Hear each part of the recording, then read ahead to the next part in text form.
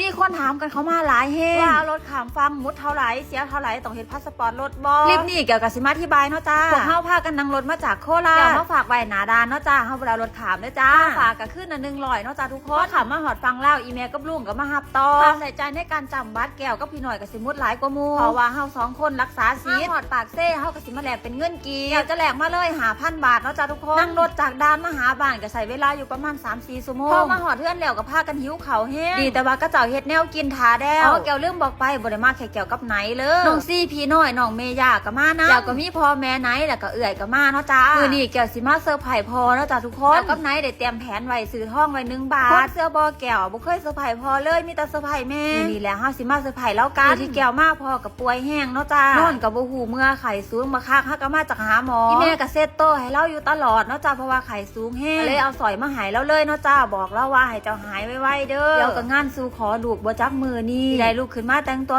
รอถ่ายรูปน้ำกันเอาหยอกแล้วก็พากันหัวบักใหญ่เนาะจ้าหายท้องพอเสร็จเรียบร้อยแล้วเกี่ยวกับสิมาขวาแมงจีนูนนี่แมงจีนูนกำลังออกเนาะจ้าทุกคนมีแต่มันๆเลยเสร็จเรียบร้อยพี่น้อยก็บอกให้แก้วมาเอาน้องเมย่าต้องเปลี่ยนกันอาบน้ำแก้วมาต่อคลิปให้เด้อทุกคน